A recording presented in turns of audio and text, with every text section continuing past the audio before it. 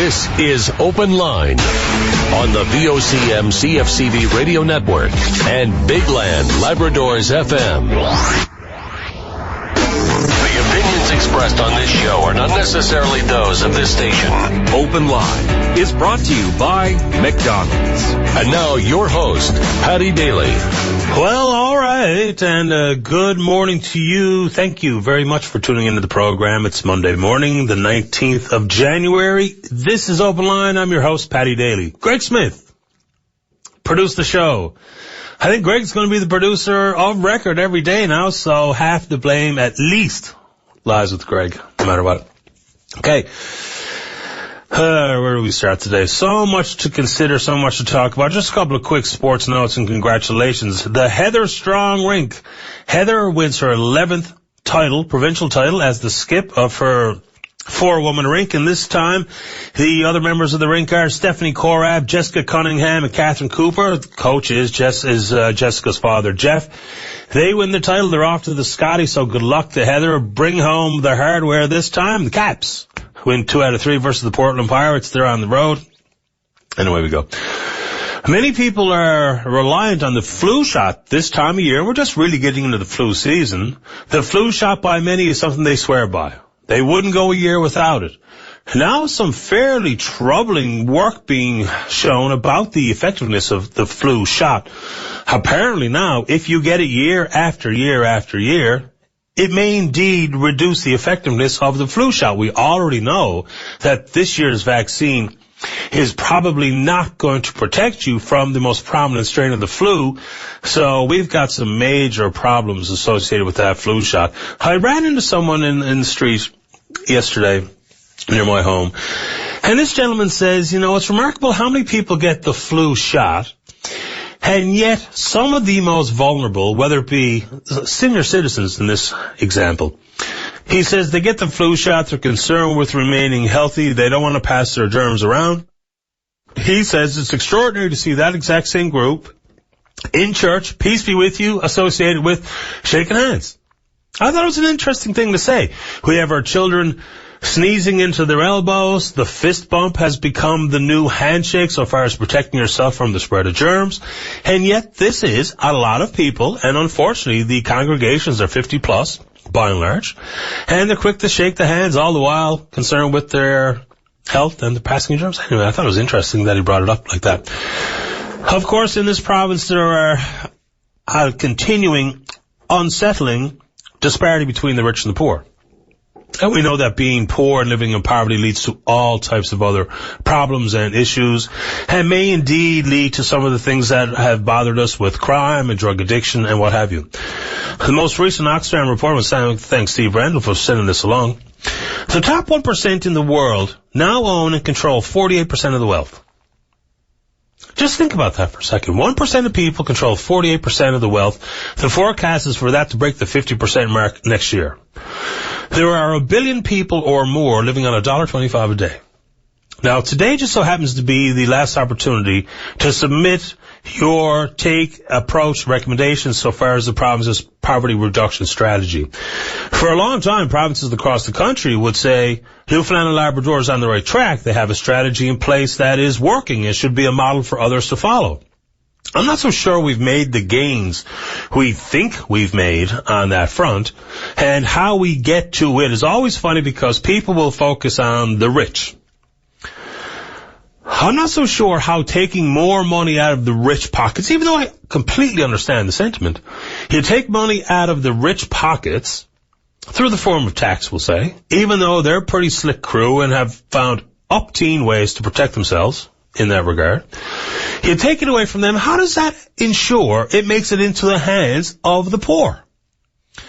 That's where I think we completely miss the plot. We have this, some of it is built-in jealousy, some of it is complete resentment of those who control an enormous amount of wealth. And it doesn't mean you are one of the 1% that enjoys owning 48% of the world's wealth, even just the top earners amongst us.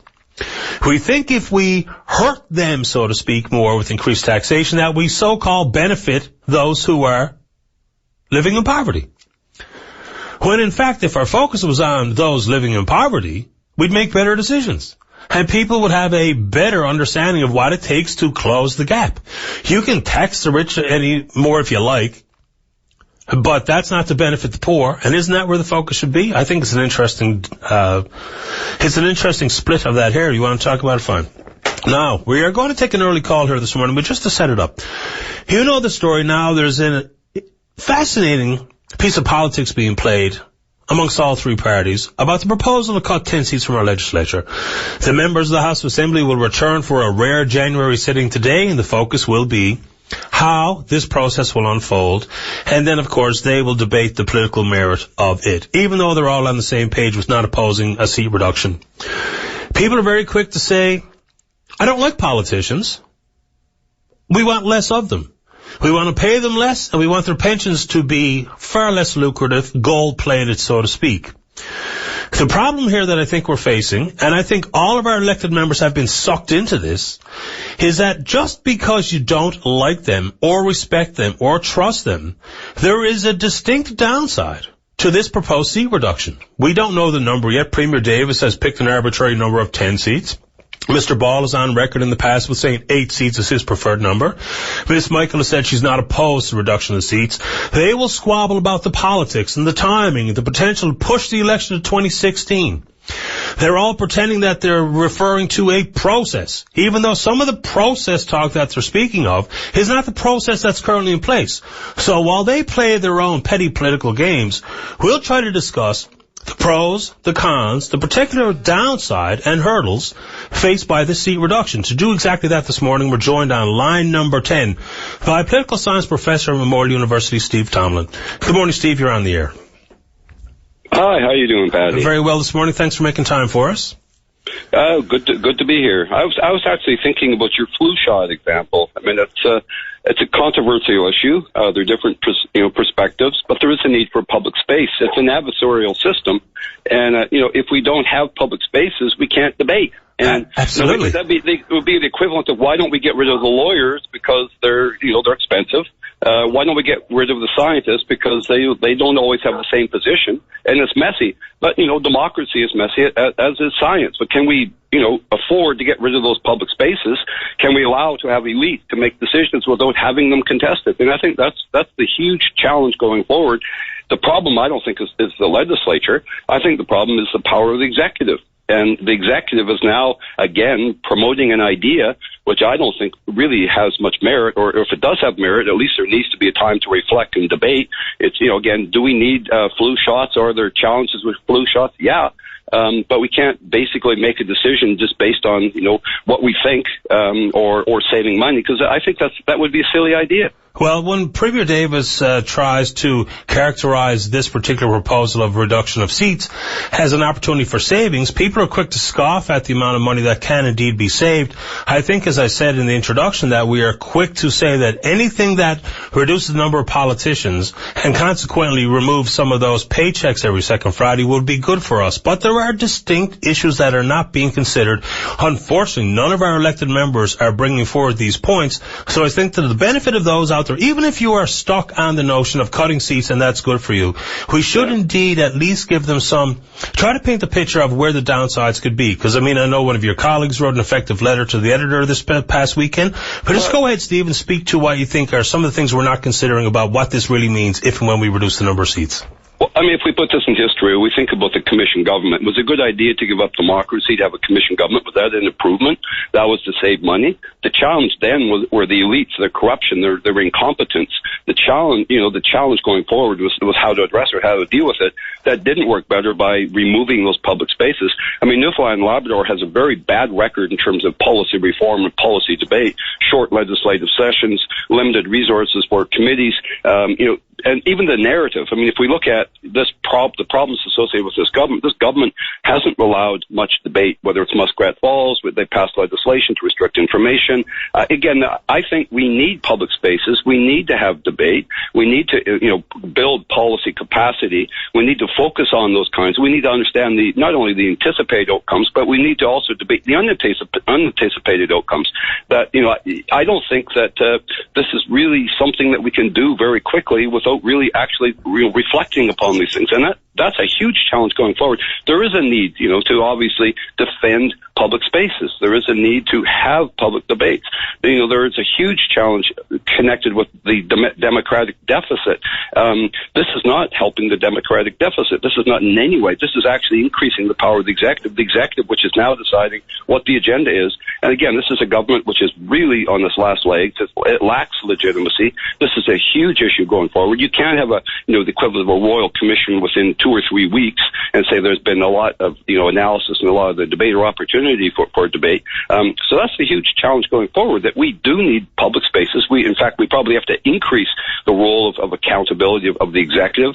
We can't weaken, I think, the role of the legislature. And I think that's a huge mistake for everybody going forward if we contemplate doing this without some kind of defense of, the institutions, which are important in terms of citizen engagement and providing information, because without it, there's really nothing. I mean, without it, there is a commission government.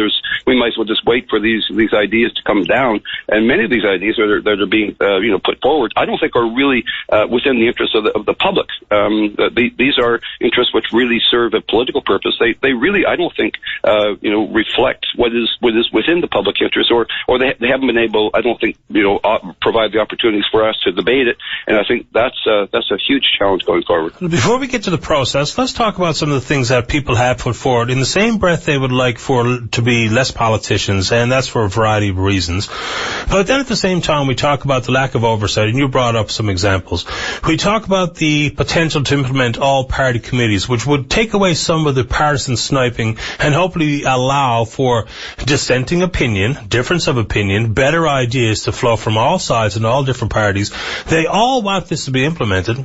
And all at the same time, they're talking about the reduction in number of seats, which makes some of those legislative reforms, which are actually very good ideas and could be effectively implemented. I'm not sure about the timeline to affect a all-party committee policy. I think that could be done very quickly. But just talk about how some of those legislative reforms that they use as catchphrases as a way to improve our democracy and the functioning of the legislature, how that's compromised by reducing seats. Well, I think the diversity of the province is not going to be reflected with a smaller number of seats. We don't know the real impacts. We don't know in terms of the capacity, whether it's actually going to be support. I mean, the huge challenge in the country is this is a general trend. We're seeing the rise of political accords, intergovernmental agreements, which are outside of the public view, where there really isn't a kind of a rule of law. So it's not just a challenge or problem here, that this is a national challenge. This is, in fact, in many respects, a larger challenge which is more even international. You need committees. You need to have resources. You need to have public spaces where diverse voices are heard. By cutting politicians, by kind of undermining the ability of small communities to have their voices heard. Again, this is not a big expense. This is not a real debate about money. This is not going to solve the problem. This is about politics. This is about reducing the ability of our representatives to reflect the concerns of their communities. I mean, if we were doing this in Ottawa, if we were saying, why don't we have fewer seats in Newfoundland and Labrador to save some money because times aren't good, I think there would be an outcry within the province. Is that a good idea? In principle, I don't think it's a good idea. If we're going to increase the role of the legislature, we need to put those resources in play. We need to provide the capacity. We need to reduce the politics. But this debate is all about the politics. This is not about engaging, the other parties. This is not about engaging the public. This is not about providing public space or an opportunity for actually to reflect upon the merits of the principles of this approach. This is really kind of a idea that has been picked for political purposes. And if we want to reform the legislature, if we want to have more sessions, if we want to make sure that our needs are being discussed, it is messy and it is expensive.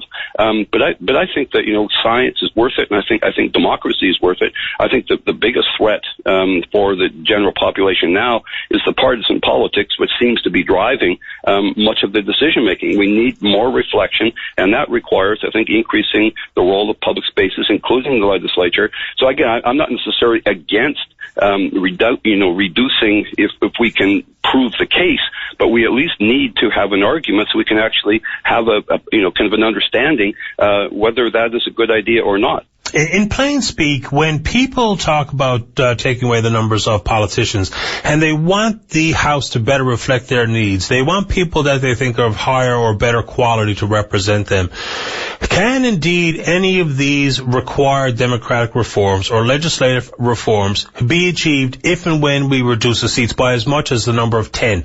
I think that, some of the broad stroke points of the powers of the Executive Council, the powers that are afforded to the Premier, the power of Cabinet, the all-party committee approach, can any of these things actually be satisfied? Because I think people's number one goal, and their driving rationale behind their distaste or their cynicism surrounding government, is that all of those things they want to be cleared up and to be reformed. Are we indeed restricting our ability, in plain speak, restricting our ability by reducing seats to actually affecting all of these changes we think are so important? Well, the biggest challenge is that, of course, we need to study that to know in detail what are the cuts, where would the electoral boundaries be drawn, what would be the impacts, is there a common set of values within each of these electoral boundaries that they're redrawing? Is there a kind of a common sense of community? If there isn't, then it's artificial. It doesn't really reflect the reality. It's not so much whether it's just the numbers or what have you, but the challenge going forward is that we just don't know. We don't know what we're talking about. We don't know where the boundaries would be drawn. We don't really know what the impacts would be within the communities themselves. Would this, for example, increase the possibility for regional integration? Would this make it easier to integrate across communities? Well, a lot of it would, of course, depend on whether the communities themselves felt that this was a good initiative. That if you have buy-in, if you have the communities buying in, saying this is a good idea, that we think this would actually benefit and bring positive outcomes, that maybe this might not be that bad a deal, but doing it and having it imposed without really knowing what we're doing or why we're doing it, I think that's the problem going forward. There's a lot of diversity within the province, but these diverse voices, if they're actually going to have an impact, if they're actually going to accept it, if they're going to make it work, they need to be part of the conversation. And to date, we're just kind of imposing this very quickly. We have no idea how people within various communities are going to respond, how it's going to impact on them, whether they're going to buy into it. I mean, we could make a lot of changes, and if the people themselves don't buy into it and they work against it, obviously that's not a good change. So again, I think in terms of the politics, we need to actually engage. We need to actually have processes where there is engagement, and I think that going forward is a huge challenge. That if we're going to affect change, the public themselves have to decide whether this is a good idea and whether they will legitimize it. Some of the Liberal messaging this past weekend has said that, they refer to the process, the tight timelines and what have you, and they say that it's putting the cart in front of the horse, which I think is an interesting choice of words, because to a man and to a woman, they're not opposed to reducing seats. But legislative reform can and should it start with seat reduction? To me, that would be well down the priority list, while we make some of those more effective changes, reduce the power of the executive branch, instill these committees, which we think are so valuable. Are those not the places to start? And so are the politicians going down a road now, to me, which seems to knee-jerk reaction, pandering, so to speak? People are quick to say, yes, shag politicians, less of them is better. Are we not starting well down the priority list of actual legitimate reform? Yeah, I think this is almost a silly discussion. That I don't think the parties were, I don't think the population would think this is a salient issue that needs to be discussed. This is agenda setting and dominance or control of the executive to push this forward. An idea which I don't think really has much merit. If we were talking about electoral reform, there's a lot more research on that, which is actually about controlling executive power. I think that the real problems have to do with the power of the executive, and this is a reflection of that. This is a silly debate. This is not a debate that I don't think the people were thinking that should be the first priority, whether there's a decline in oil prices or anything else. And I think the poor opposition, I feel bad for them in terms of the way they reacted. I wouldn't have reacted in the way that they did. I would have said this is not really the right solution. You're framing this issue for political purposes. This is not really something that is that really matters to the general population. This won't don't make much difference in terms of policy outcome. So I think it's a silly issue which is being pushed for political purposes. I think the opposition really should do what they can in order to push issues which they think really reflect or really meet the needs of the general population. And I think the challenge or problem is the democratic deficit. I think the challenge is having the executive decide whether what they want to talk about, and framing the issue and controlling the debate or the discourse that we're talking about an issue which I think is really in many respects a silly issue, but an issue that they want to push for their own political purposes, not because it's going to, I don't think, improve anything. The costs are limited. It really isn't addressing or dealing with issues that matter. And I think we're sidetracked. And I think that, again, is a reflection of this executive dominance where we're pushing issues that really don't reflect or meet the needs of the general population. And I think that the opposition needs to fight back. They need to contest, and they need to question not only the process, but they also need to question not only the anticipated, but the unanticipated outcomes. A lot of the things, as you and I know, we don't really know. So that's why it's important not to rush it. We don't really know the impacts on communities. We don't really know the impacts in terms of whether this is going to improve the ability to people to have their voices heard. So again, it's a really big kind of gamble. I don't think there's any merit. And certainly, if there is merit to it, I think we need to at least have some time to reflect and to debate. And possibly so. The unfortunate reality is just about everybody else outside of our elected body have been the ones speaking to these potential shortcomings, pitfalls, and where this falls in the priority list. And unfortunately, once again, for us, one of the keys to an effective government and effective reforms is to have an opposition party that is willing to take the sometimes unpopular stance, even if it is opposed to enough politicians or too many politicians. The first reaction from the Liberals was to say, hey, this is our idea. So walking away from that to opposing it where it falls on the priority list is going to be extremely tricky waters to navigate. And I think this is where we'll let them duke that out. And I'll aid in that too, because Dwight Ball is coming on the show in a little bit this morning as well. So I was just hoping that you could come on and paint some of the picture of where this cannot be a good thing. As much as we want to say too many politicians, let's do away with them, there is a distinct problem associated with it. Steve, anything else quickly in summary before I take a break? Yeah, I mean, people do not like politicians. They don't really like lawyers, but that doesn't mean we get rid of the courts or we limit access to the courts, because that's where the reality is, based on what we construct, what we reconstruct. So an adversarial system is important. So in a sense, I think the politicians should fight, but they shouldn't, be fighting focused on kind of issues of do I survive politically. They should be focusing on what is in the general public interest. And if they do that and talk about some of the negatives or the unanticipated outcomes that might be associated with this, I think that is the way going forward. Again, politicians, I think, are not really all that popular, but they do perform a role. And I don't think the problem is the legislature. I think the problem is the executive. And I think we need to flip this, and we need to focus on what is of interest to the general public, which is to keep this executive in check and keep this government in check. I really appreciate your time this morning, Steve. No problem. Thank you very much. Talk again soon. Bye-bye. Yeah, take care. Steve Tomlin, political science professor from Memorial University. And also, this is another way people have been framing it in their mind, which I think doesn't allow us to have this conversation is. So we're talking about reducing the seats to the number of 10. That does not mean pick your 10 weakest links and we cut them. That's not what this means at all. Like, one of the outlets treated it as if it was some sort of farce, right? That, pick who you think are the 10 worst politicians and get rid of them. That's not what this means. This means reducing the number of seats, redraw the boundaries, re-elect a number, whether it be 38 or 40, whatever the number is. That's what this is getting at. Not if you don't like O'Brien, or you don't like Parsons, or you don't like Jerry Rogers, or you don't like whoever. That's not what this is. That's not what it is at all. So we've got to step back a little bit and put some pressure on these people to talk about these things in priority. It's not about if you don't like Steve Kent, then maybe he gets caught. That's not how this works. They redraw boundaries, we re-elect based on boundaries and the candidates put forward on a ballot. I'm not trying to talk you into saying, let's keep more politicians around, but let's for sure have a conversation about what this means and sift through their political motivations to get down to how it affects you and I, me and you, all of us. Because right now we're caught up in this gibberish, and my goodness, if the PCs think that this can be sold based on saving $10 million, and I would beg to differ, and I think you would too. If the Liberals are going to say it's all about process, they want to stand by the process, but the process they say they're standing by is non-existent. And they're still in favour of cutting seats. And they think that the political fight back is to say, well, the Tories are trying to delay the election. So what? That's your problem.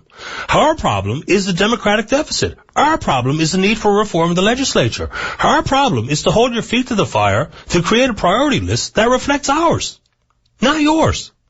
Your political spats and sniping has really not done us any favors, so now every single elected member, think about it, every single elected member of the House of Assembly is not opposed to cutting seats, regardless of some of the shortcomings that have been aptly put forward and articulated by Bleaduck and Tomlin and other people who are willing to not play the partisan foolishness game and talk about what it really means. If you'd like to talk about it, we encourage you to pick up the phone, give us a call. And as you know, here on Open Line, whatever you want to talk about, it doesn't matter to me. It doesn't have to be politics. It doesn't have to be seat reduction. It's up to you. Whatever's a concern of yours, whatever turns you on. We're taking a break and then we're coming back. Welcome back to the program. Let's go. Line number 1. Good morning, Wilfred Bartlett. You're on the air, sir. Good morning, Paddy. Thanks for taking my call. The subject you got this morning, you almost strayed away with after Steve Tomlin on. I'd love to get ready into the foray, but that's for another day. Anytime. But the most important one today is I want to pay a tribute to Captain Gladys Osmond. And for the people who don't know who Gladys Osmond was, she's the person that retired from the Salvation Army back some years ago and wrote tens of thousands of letters to our troops over in Afghanistan. Yes, I know Miss Osmond by reputation. Had the good fortune of meeting her once. She's, of course, founder of the Granny Brigade. People might recognize her work because of that group. And you're right. Just describe what you know about Gladys and what these letters have meant to the men and women in the armed forces. Well, it goes back a long ways, my connection with Gladys, although I didn't know it till back in 2010. I first met Gladys at a funeral when Corporal Bouzan was killed in Afghanistan. He's buried in Little Bay in Green Bay area. And that's about 10 years ago. And I met her several times after that. But I really didn't know that I had met her back in 1945 when she was a Salvation Army officer in Luscious Bight. And how I found out is sort of by accident. She read one of my letters in the paper where I had mentioned I was born in Luscious Bight, I guess, and my grandfather, Igor Rice. So in 2010, I got this short email from her in great big block letters because she was just about blind at that time. I'm just going to read it out to you now to your lesser. So it explains more about Gladys Osmond that I can do it personally. She starts off by saying, I knew you and your sister Gwen was about age 10. I doubt you would remember me unless you heard my mom or grandparents speak of me. I was Captain Gladys Manuel then. Now for many years, my surname is Osmond, my married name. I have been widowed more than 30 years. No time to look for a replacement. I retired in 1988 while serving with the Salvation Army in Toronto. I returned to Springdale, although Grand Falls was my hometown. Much have happened in my retirement years. Most of my time now I write to the troops at the rate of 1,000 letters every month, plus countless emails. I get many replies and many military visitors, including General Hillier. Health-wise, I am doing well at 86 and a half years old with limited sight. I remember sitting with you and your family at meals. Your grandparents were faithful Salvationists and treated me like family. Your grandmother beat the big drum, grandfather the kettle drum. Your mom was a postmistress. And when the boat came in with the mail, the house and steps would be full of anxious people looking for mail. And that was years before the family allowance and UI. If I remember, your mom worked for $5 a month. I sure would like to be able to sit and chat with you. I don't drive nor do I travel alone because of my failing sight. I can still write every day with large print and special glasses. I don't know if this will reach you. If so, please reply or call by phone. I don't make long-distance calls. It takes all of my time to keep up with postage and other supplies. I hear you on Open Line occasionally pushing for improvement in efficiency. Keep up the good work, Gladys, as I'm known to the troops, which I don't use. Captain Gladys Osmond, LLDRONL, or Dr. Osmond.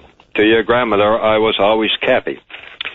So it's a sad day for me today. She's been buried, and just 92 years old, and a great lady, did a lot of things for our troops overseas.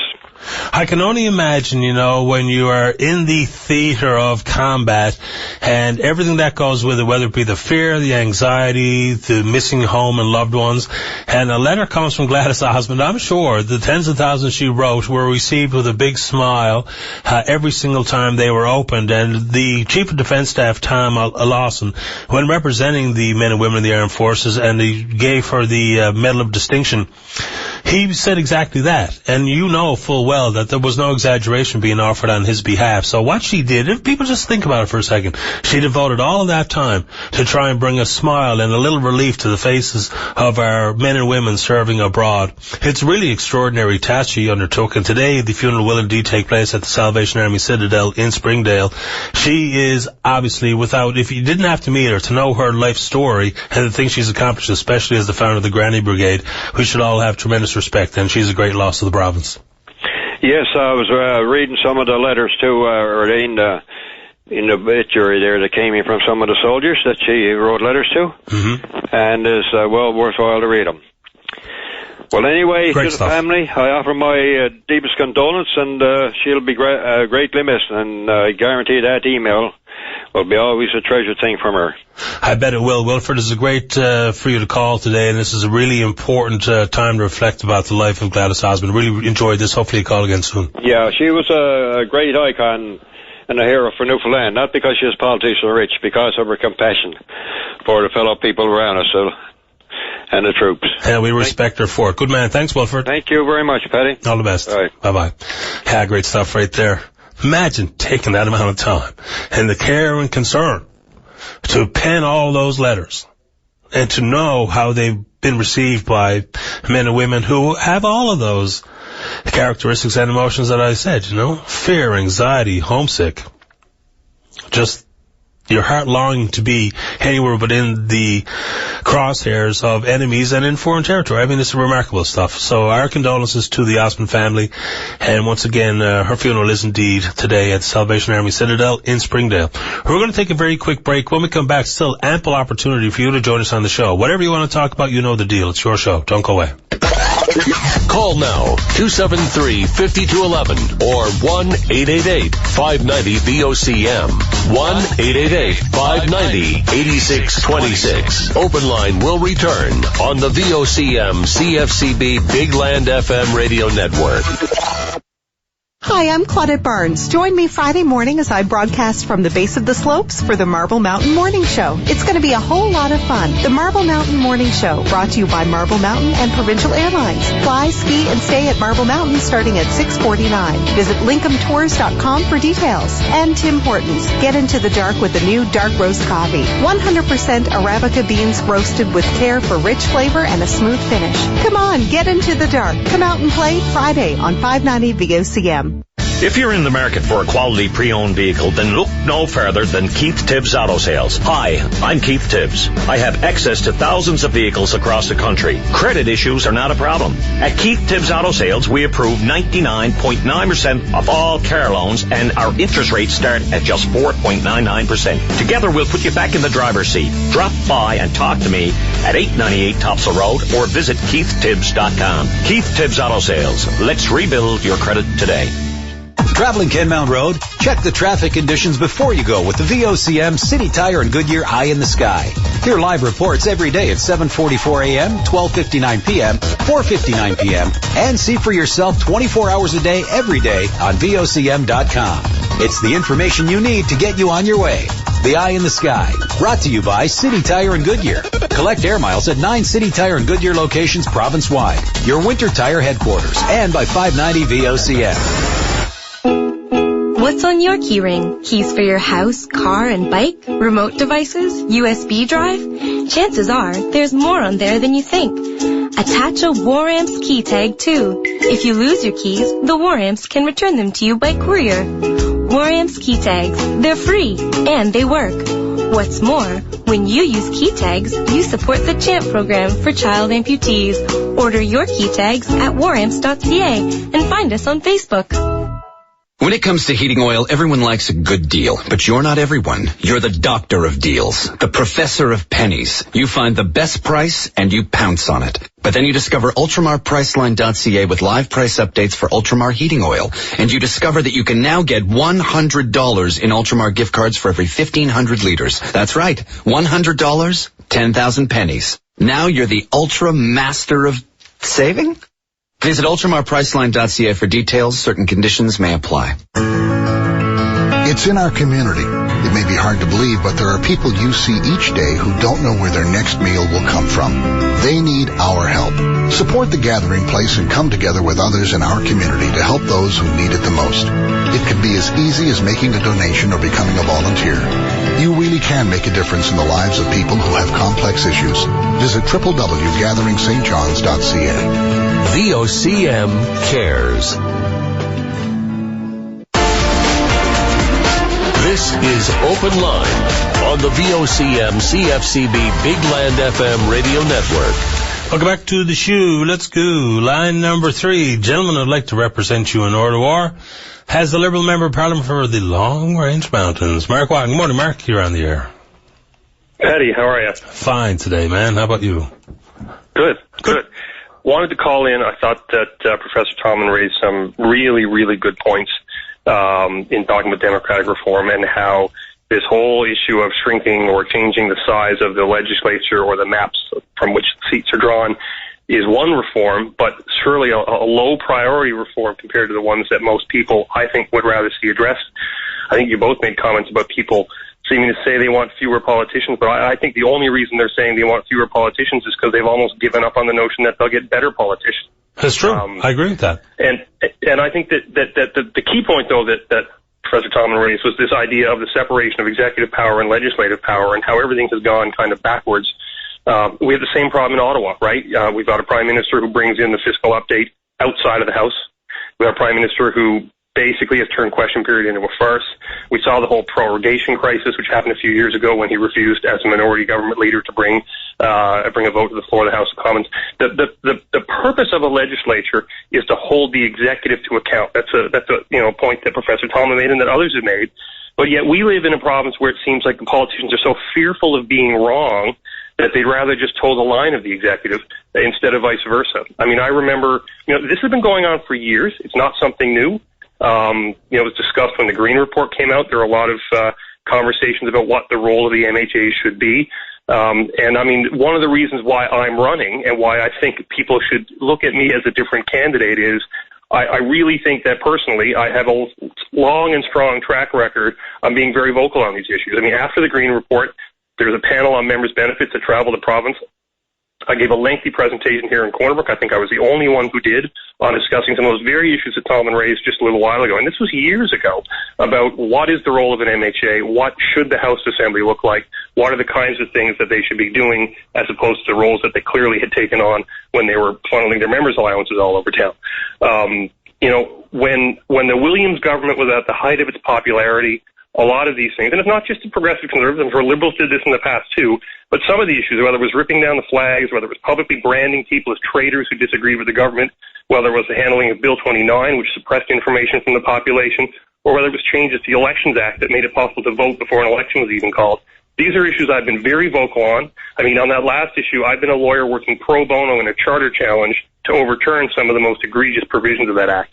I do it for free. I do it because I care about it, and I do it because I think the people of the province deserve a more democratic system than the one that the executive branch of government's been willing to give us. The true measure of campaign talk and promises will be when successful, if successful, to be elected as the Member of Parliament, and if under a Liberal government, if that comes to pass, and some of these changes aren't brought forward, and there's omnibus bills created by a Liberal government to bring forward, the measure will be whether or not you stand up to your own party. And that's where we kind of are all, wouldn't say betrayed, but that's where we're all dismayed.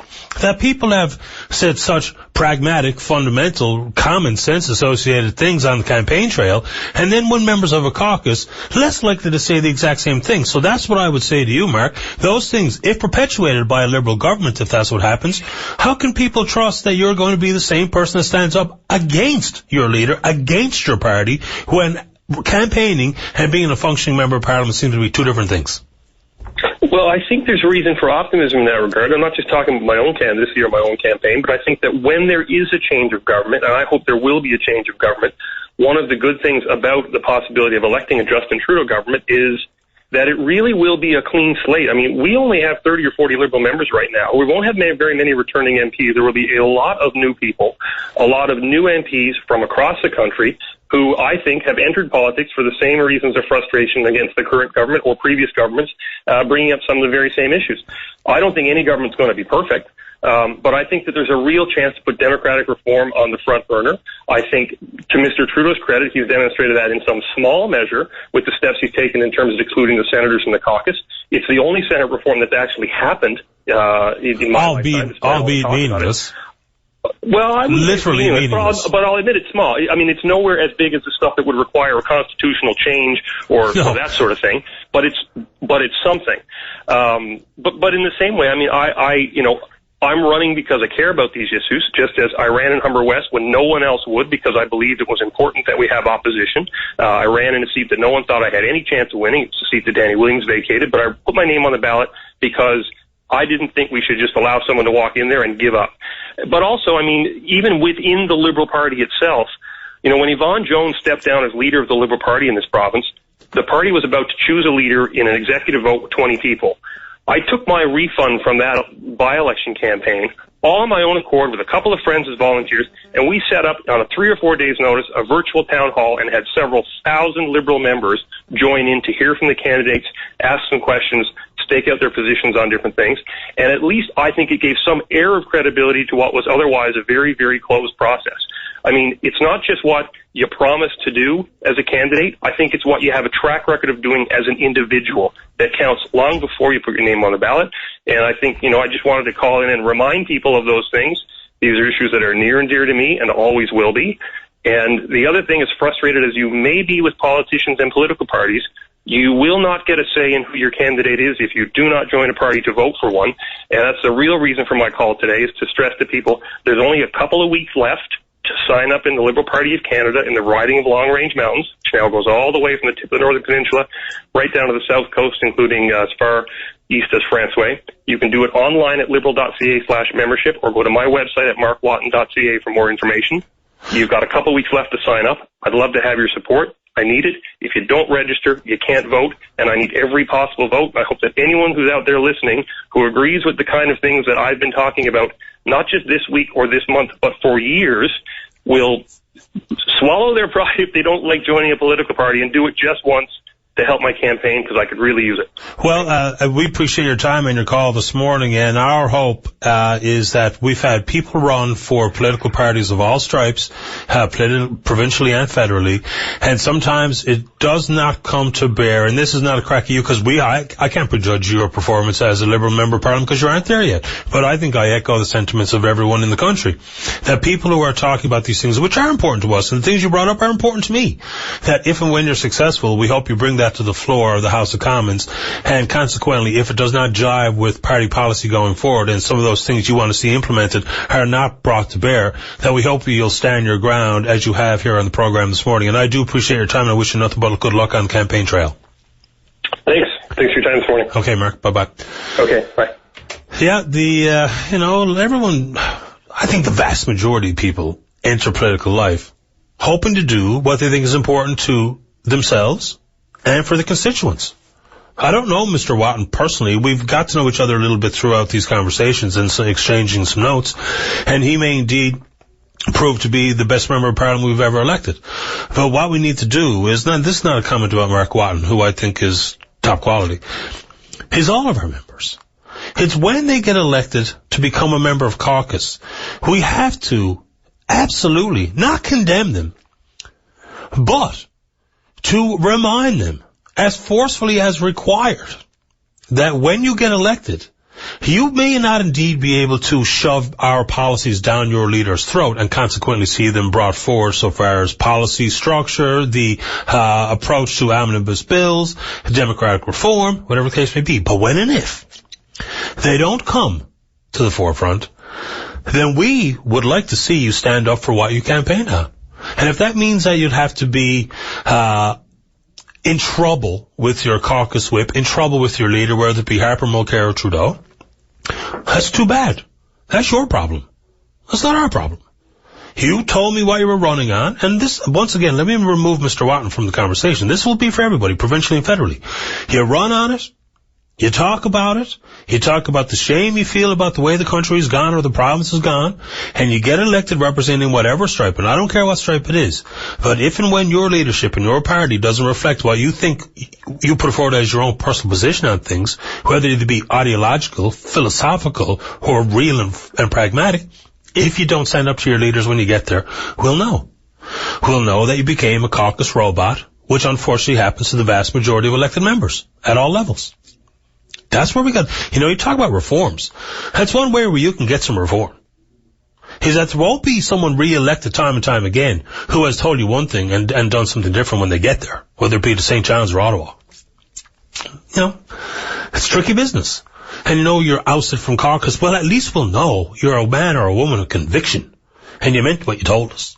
Because don't anybody be so foolish to think that either party, everything they said, and things they said at your door, is going to be reflected immediately in their methodology and their approach to governing. Never happens. No reason to believe it's going to happen this time. But if the candidates know, if you come telling me, and you can't deliver, then it'll be one and done. Right? I respect everybody who gets in the political game, and I'm not intolerant of them. I think they're important. In fact, I think they're critical. You want to talk about whatever you want to talk about? Let us know. Don't go away. Welcome back to the show. Line 1, good morning, Colin. You're on the air. Good morning, Mr. Daly. How are you? Great this morning. Thanks. How about you? Good, thanks. Good. Just wanted to echo some comments from your first caller, Professor Tomlin. Go for it. I think the Premier, Mr. Davis, is treating the legislature and the second branch of government, the first being the executive branch and the third being the judicial branch. Yeah. I think he's treating the legislative branch of government as a line item on a budgetary paper. Well, and I can't say different because one of his primary arguments for the reduction of seats was the calculated savings. Well, yeah, it's going to save $10 million out of an $8 billion budget. You can extend that logic. Why not cut 90% of the seats and have maybe 10 seats? Listen, fair comment. And as much as it's exaggerated to make a point, you're right. If we are looking at it as strictly an opportunity for savings, and people then are quick, and some of them, unfortunately, living on the opposition bench is currently saying, well, if they really want to make meaningful change and don't want to take it to commission, then why don't they cut the parliamentary secretaries? Oh, for God's sake. That actually adds up to about a savings of $130,000. Really? Seriously, gang, is that your idea? Is that the best you got? Yeah, you can extend that logic too. You can take a look at the judicial branch of government. Sure. Sure. Why not? You can turn around and say, well, circuit court in Labrador, and there's too many judges on that circuit court. So we're gonna, cut the number of judges. Or we're gonna cut the number of crown prosecutors, in those courts. The measure has to be the effectiveness of, and resources do indeed have to be invested in these areas, and that, I think, and in fairness, would include all three branches of government that you itemized. It doesn't mean that we are giving them more money to waste. What we have to do is put procedures, reforms in place so that the investments reflect our best interest. Right now, we are allowing them to do what's best for them. People are quick to accept that this seat reduction is good for us, when in fact it's good for politicians and their parties. Oh, that's right. A different way of looking at it. Where is the opposition on this? They're into it. The whole role of opposition is to oppose the government. It's not to jump in bed with the government. Yeah. This is a wedge issue here. And you have the Premier now considering putting off the provincial election until 2016. Yeah, that's the least of my worries. And I know people would like to... That's one of them, right? Yes, absolutely right. Well, people will say that is the driving motivation. It's not savings, it's to hold on to power as long as possible. And that may be, but once again, when we hear that reflected by opposition members, whether they be Liberals or NDP, that is indeed a political problem. That's a partisan issue. That is not a legislative reform issue. If you're all on side with cutting seats, and the best you can come up with is, we need the process to work as it does. The process is in place, and some of the ways they're speaking to the process is actually not reflected by the process as it stands. They want a commission to be independent, The problem with that is, we know full well that unless the returning recommendations from the commission, which is only really struck to redraw boundaries, that's the name of it. It's the Electoral Boundaries Act and the Commission. If you were going to accept all the recommendations, then we don't really need you to even enforce that, or we don't even need you to bring it forward. We can just put in legislation every 2 years, we review it, you accept the recommendations, and if you don't, we turf you. So I got a funny feeling, if the way they talk about the process, they're setting themselves up for disaster once again. And I'll ask this of Mr. Ball, and I know that his people are listening now to help prepare him for this today. If you're saying we are going to deal with the commission and allow it to be independent in public consultation, fine. If they say we're cutting a seat in Labrador, are you going to accept it, yes or no? And there's no wiggle room in there. That's a yes or no answer, and I'll be curious to hear it. And I'm going to ask it of all three leaders, who I'm inviting all on the program this week. Sure. And, when you go to a ballot box and you mark your X for a particular man or woman of a particular party, and whether you're successful in your endeavor or not, whoever fills that seat, whether you voted for that person or not, it becomes the voice of the people for that district, for that riding. Mm-hmm. And when you cut the seats, you're cutting the number of voices in the House, and you're putting a deficit on democracy. There's just no other way around it. Democracy is the voice of the people, right? Well, in essence, that's what it's supposed to be. You're absolutely right. Which I think makes for the most astonishing part of this, is that the political elected members and hopeful candidates, everything they've said this past weekend about this seat reduction thing has been about the politics of seat reduction, not about what it means to legislative reform. And I find that really disconcerting and troubling, that not one of them, they're talking about the process. I mean, right now, the Independent Commission would have 4 months to report back. If anyone's going to tell me that 4 months is not enough to do this, then I have to wonder aloud why. And they won't have an answer, so that makes it political. And that's, I think, a real problem we have, is that nobody who was elected in that House of Assembly today is speaking about reforms. They're speaking about the politics of reforms. And that is the least of my worries, and it should be the least of everybody's worries. Absolutely. Yeah, it's extraordinary what's going on. It really, truly is. Anything else you want to say about it, Colin? No, it's just, what really concerns me about this particular issue, the cutting of the 10 seats, the sitting government is putting putting that out there that is going to save money. And, and like I said, we can extend that logic as far as you want. But the thing is that the opposition is concurring in this. And, to me, that's not healthy, Well, of course not. And I won't say that they're not opposed. Sometimes opposition for opposition's sake doesn't help us either. But I do find it interesting that we haven't engaged in the merit of a seat reduction plan one iota. In fact, the immediate reaction from the Liberals when Davis said how we're cutting seats was, hey, that's our idea. Yeah. And so there you go. That's all we need to know. Hey, that's our idea. Now they've crafted a message that refers to the independence of the commission and the timing, when in fact that's just a grasping at political straws. Personally, that's why. You can look at a geographic region of the province like Labrador. That landmass has about 30,000 people there, and you can make the argument using the Premier's logic that less people, less voices in the legislature, therefore there's less issues. And less MHAs to represent that district. Yep. But Labrador has, even though there's only 30,000 people living there, there's huge issues going on up there. Everything from Aboriginal rights to Muskrat Falls, the Upper and Lower Churchill developments. You have a moratorium on uranium mining there. And like I said, and the environmental issues that go with that. But most importantly, the different cultural and heritage background and their societal practices and their beliefs and their association with the land and the geography that is a huge problem. All of those things need to be taken into consideration. But currently, we're treating them just as numbers. Well, that's right. Seat numbers. That's right. And I think that's wrong. It's, if you use that logic that there's only 30,000 people there, You can make the argument that there should be just one seat for Labrador. Absolutely right. Well, certainly you can make the argument for two, but we won't do that because that's the politics of it, and that removes any rational thought as to the merit of reducing or adding seats. And that's what we've brought ourselves to, which is why I invited Professor Tomlin on, which is why I'm glad Watton spoke to it and you spoke to it, and I have my own views. And many people who are chiming in who are political watchers, some very savvy, who are really hoping that the conversation can include the merit of seat reduction as opposed to the politics of the process, which that's all we're talking about, which I find could be a complete waste of time. Anyway, Colin, anything else very quick? Gotta go. No, that's it, sir. Appreciate your time this morning. Great. All the best. Take care. No. Bye-bye. All right, before we go, a couple of birthdays. Don't usually sneak them in until you've reached a certain particular age. But those gentlemen are particular supporters of the program, friends of mine, and so very happy birthday to John Rich, and happy birthday to Seamus O'Regan. Hope you have a great day, lads, and look forward to your maybe calling the show again sometime in the future. We're taking a break for the news, and then we're coming back. Welcome back to the show. Let's begin on line one. Good morning, Captain Martin. You're on the air.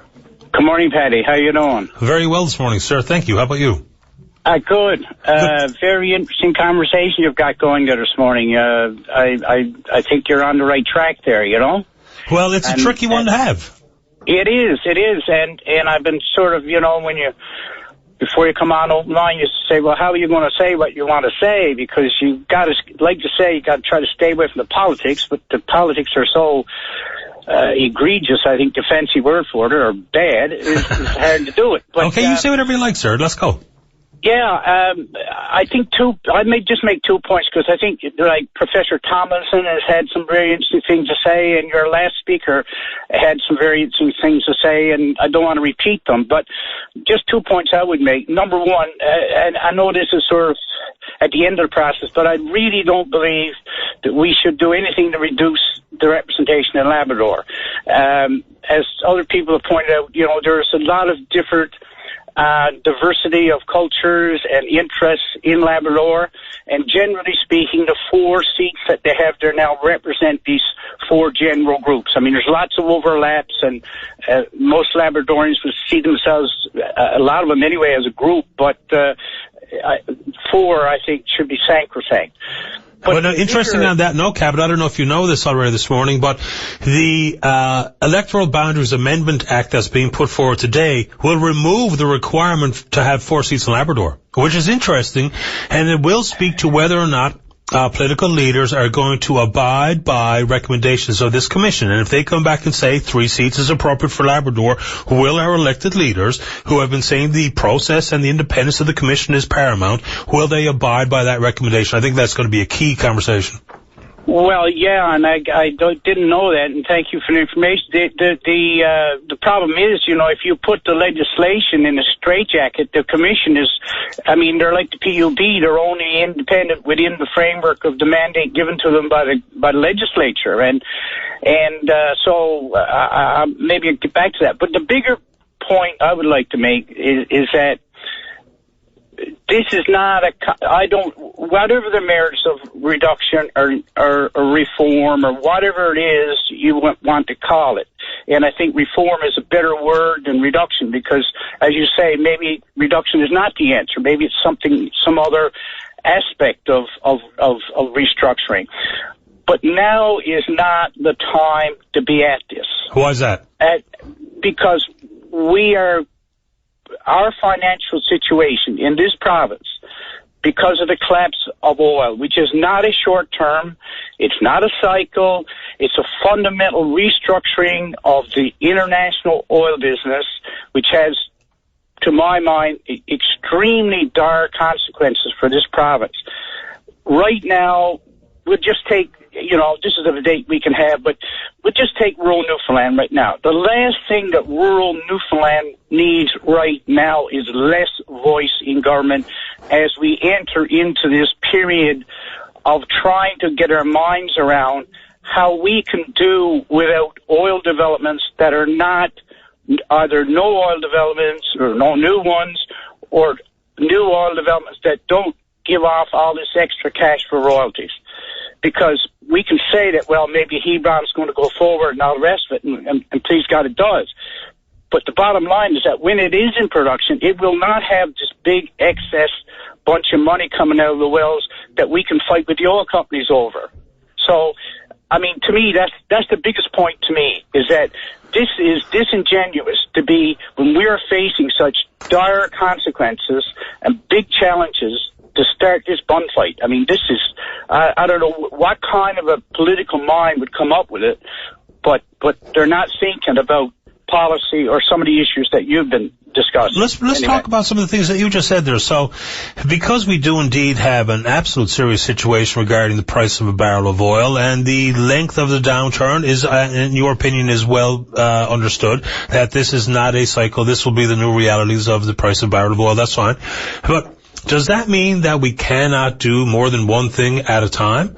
You know, I mean, this kind of thing here, once we put it forward an amendment act in the legislature, and then it is handed over to this Electoral Boundaries Commission, there's still ample opportunity and brain space available to deal with the realities of our fiscal situation, isn't there? I'm not so sure, because this is going to be, I predict, a very acrimonious and divisive type of debate. This is not, you know, people's representative in rural Newfoundland is very important to them and to their feeling that they're being represented in the cutbacks that are coming, because that's the word we got to use, cutbacks that are coming, and who's going to get cut and who's not going to get cut.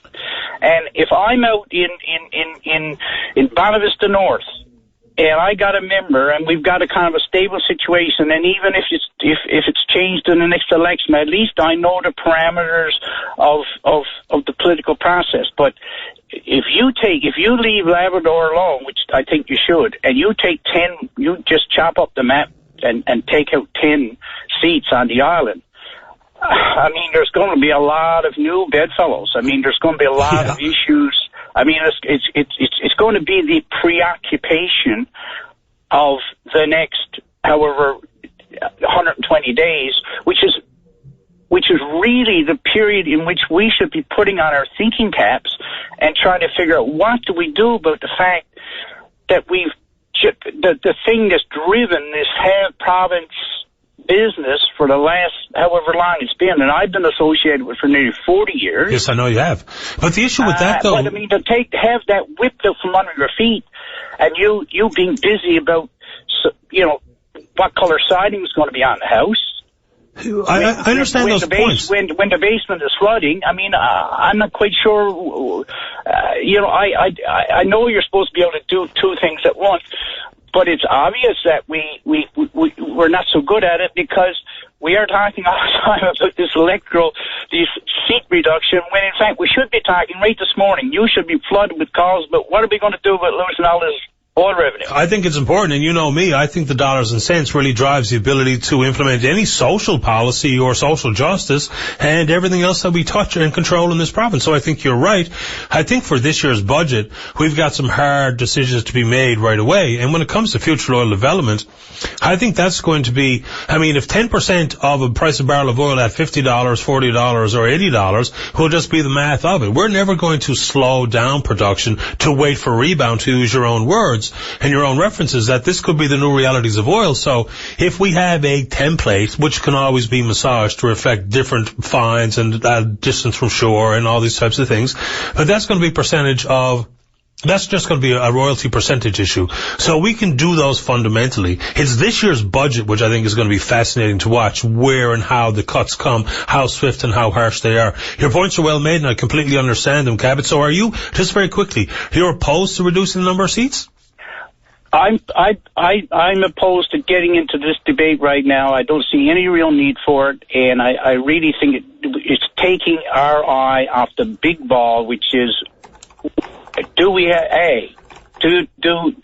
as I think, a new reality in international oil business on a permanent basis? I'm not talking about cycle. I'm not talking about wind rebound. I think that once this shale oil thing has only really been developed in the United States so far.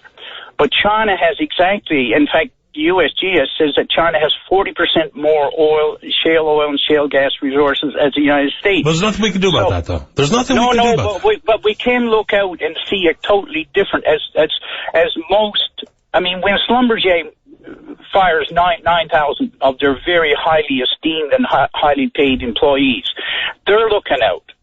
and that's what they see. Right? I mean, these people are making decisions now, not knee-jerk reactions. We can only react to the price of oil. We can forecast for 2-3 year windows. I think anything beyond that is foolhardy. So we can only react and deal with the price of a barrel of oil, and that will be basically done on an annual event when it comes to budget time. And I know we have to acknowledge and understand and absorb the realities of a shale gas revolution, whether it be in the United States or China or India, and how that affects our hopes for offshore development and, of course, the royalties and taxes that go to the Treasury. Well, but I don't know how much... I don't think you can make that the focus every single day for what might happen 10 years from now, because I don't think we make good decisions on 10-year windows. Really. Well, I mean, I think that it would be wise to more or less track along what the rest of the world is thinking in this thing. And as this is why, if we kept ourselves focused on our main problem, is that, we're in a ship and we got a big hole in the ship and we got to watch that hole and see if we're going to sink. This business about cutting seats is as you say, it's purely political. And of the people so far, I guess, I won't pick who's more sensible, but I mean, it's really funny. I mean, it's I used the analogy and the other day, and someone said, "Gee, you're always exaggerating, right?" And I said, "Well, it's like playing checkers with a guy, and he's nearly beat, and then he tips over the table, right?" So yeah. I go back and put all the pieces, try to put the pieces back where they were. But all that being said, you're on the right track. Yeah, you are on the right track, and thank you very much for your debate this morning. I appreciate your time as always, Cabot. Take care. Take care. All right, bye-bye. Let's go ahead and take a very quick break. And when we return, we're going to speak to the leader of the official opposition, leader of the Liberal Party of Newfoundland and Labrador, Dwight Ball. Don't go away. Welcome back to the program. As advertised, let's go directly to line number 10 and say good morning to the leader of the official opposition, the leader of the Liberal Party of Newfoundland and Labrador, and of course the member of the House of Assembly for Humber Valley, Dwight Ball. Good morning, Mr. Ball. You're on the air. Hey, good morning, Paddy. How are you doing? Very well this morning. Thanks for joining us. Great. No, it's great to be here. Of course, the dominant conversation politically today, and I would assume for the next little while, will indeed be the proposal for seat reduction and legislative reforms. Hopefully we'll get more conversation on other types of reforms. First off, the Premier's indicated he's in favour of cutting 10 seats. In the past, you have been on the record with saying that your number would be 8. First off, before we get to process and politics, where do you see as the justification and your rationale for cutting seats first or last in the House of Assembly? Well, I think, when you look back over, I guess, the process in a general sense there, Paddy, one of the things, I just want to go back to your number of 8. When I mentioned that about 2 years ago, I think it was in March of 2013, that I could see as a personal opinion, I think at that time, I could see the House of Assembly operating with 40 MHAs. That was a statement that I made, but I always said, that there is a process in place here that would be triggered in 2016 by the current legislation that we have in place, and we could see that number go a little lower or, go a little higher as an example, because to me it was truly the independent process that was important in all of this, and then indeed the Boundaries Commission would help us with that decision. And of course, as we know, that was a decision now that is going to be, or that legislation is now kind of being a little bit preempted, and we're seeing the recent amendments, and that's the reason why, of course, we are in here today. Before we get to the process, just from the experience, though, to your question, is that I've been at this now for over 3 years, and I just get a sense that, the way the House of Assembly functions today, that we could reduce the number of MHAs. Then it comes down to representation and access to services that the MHAs provide in their districts, and this would be the role of the Boundaries Commission to actually try and determine what that exact number would be. When it comes to the seat number, let's try to associate other potential democratic or legislative reforms with it, because that's currently what we're dealing with the Election Boundaries Amendment Act and what have you. Some of the other things put forward by you, Miss Michael, and other members of the PC party, even though it may just be talk at this point, let's focus on one. The All-Party Committee.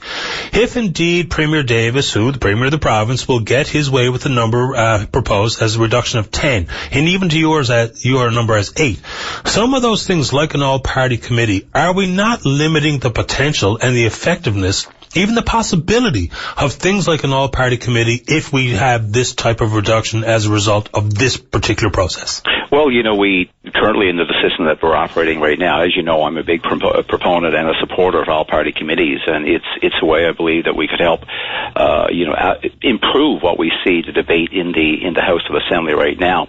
One thing though, before we move on to this, and I want to get to this, one of the other things that I have announced, as you know, back 7-8 months ago now, was about MHA pensions. So these are just a couple of ideas that we've thrown out there now over the last few months, and indeed the government has not moved on any of these until we see this current situation that we're into right now with the seat reduction.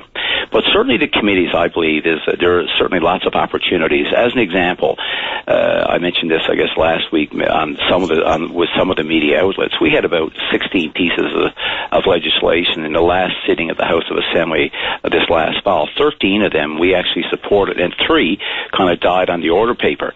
So, I think with a functioning committee at that point, there's a lot of this debate would occur outside the House of Assembly, and would have, in this case, it would have moved this legislation through even faster than that.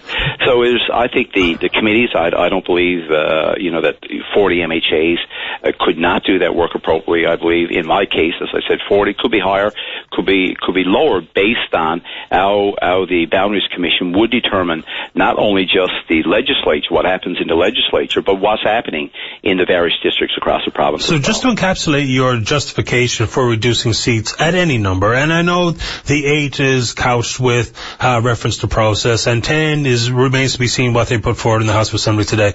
So just your bare summary of what the merit is in reducing seats. Is it reflected as an appropriate number of constituents one represents? Is it justified by amount of savings in the House of Assembly? What exactly, so that people can have a sentence or two takeaway as to why Dwight Ball thinks that the less seats is good for us? It's all of that. It's all of that, Paddy. And savings and constituents represented. Exactly. And the other thing is, of course, that when the boundaries were drawn many years ago, it's been almost 20 years now since we've seen a reduction in the number of seats within the province.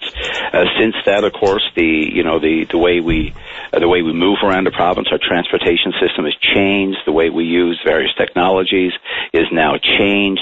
And so I believe that the services that the MHA's offices provide, these are the services that I just mentioned that we deliver by the MHAs, we can deliver that with a reduction in the number of seats.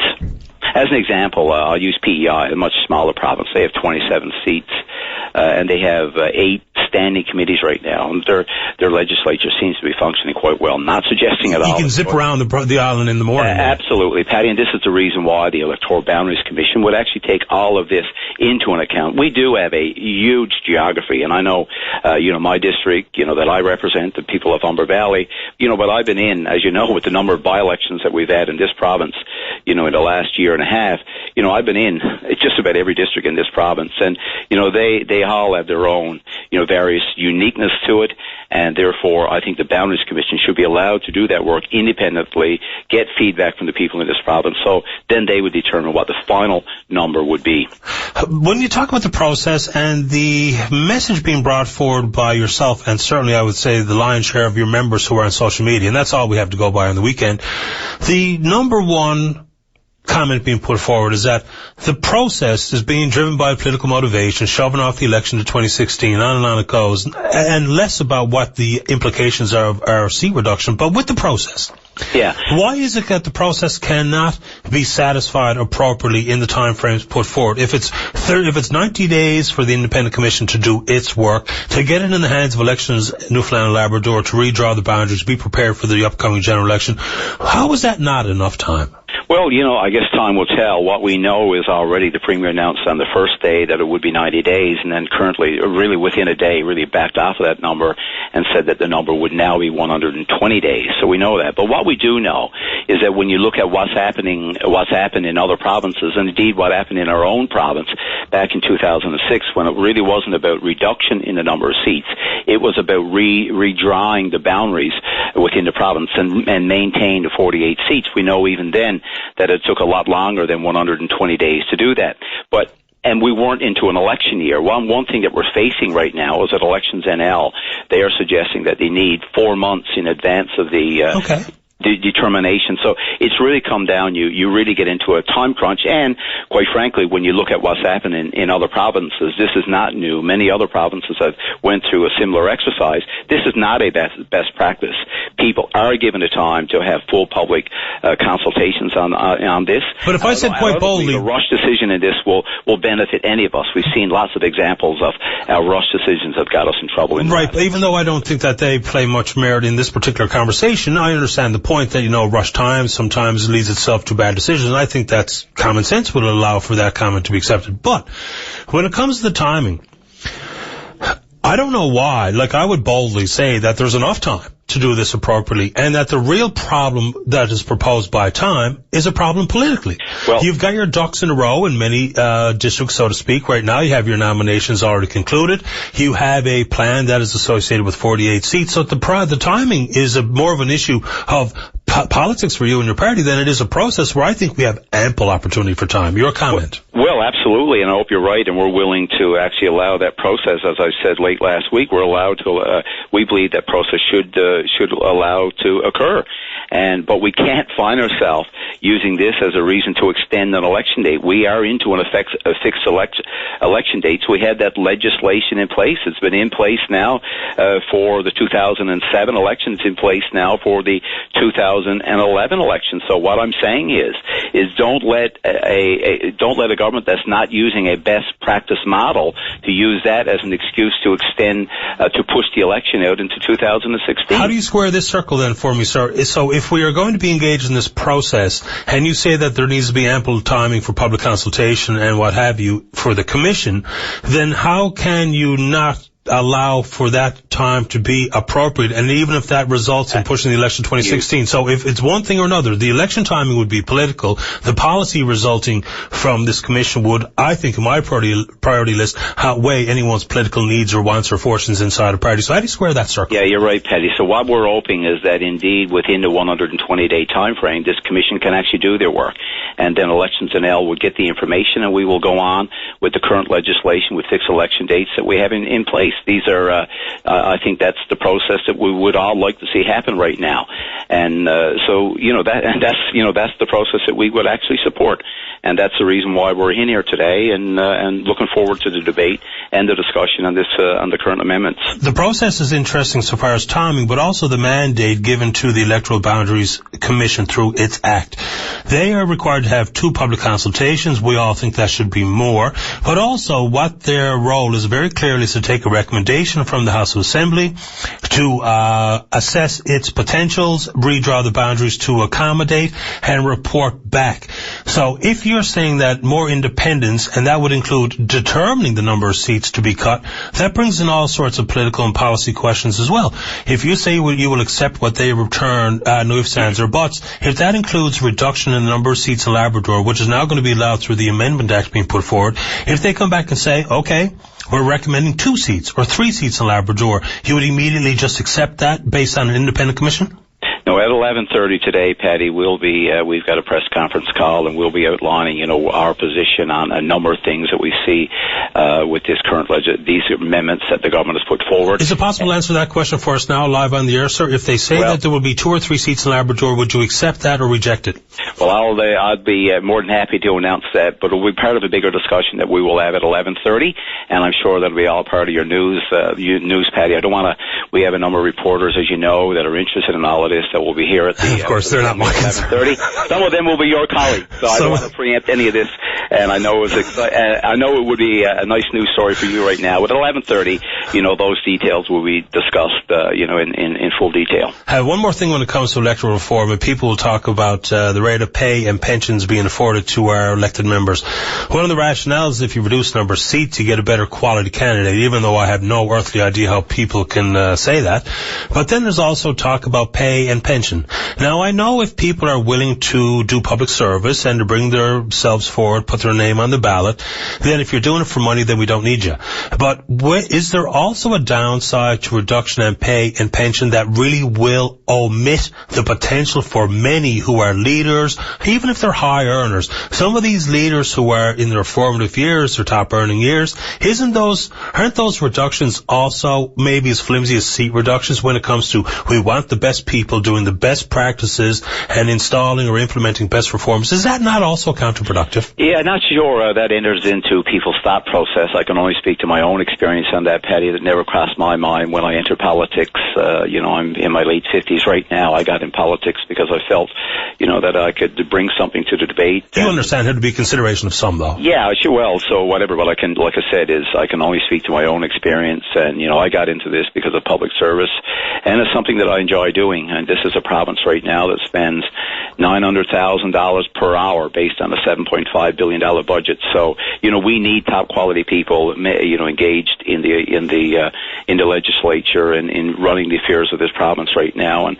certainly, I'm prepared to offer my service to do that. And I'm sure others and people that I speak to on a daily basis that are interested in doing their part too in public service for the people of Newfoundland and Labrador. Yeah, and let's hope that certainly our cynicism aimed at politicians does not help in attracting the best and the brightest either. Last comment, sir, before we run out of time, I'll let you go. The province now, Ministers King and Hutchings have returned. They say they're suspending their support for the CETA agreement. We don't know exactly what that means or how that will change any of the laws and our approach to MPRs and our access to market or anything goes.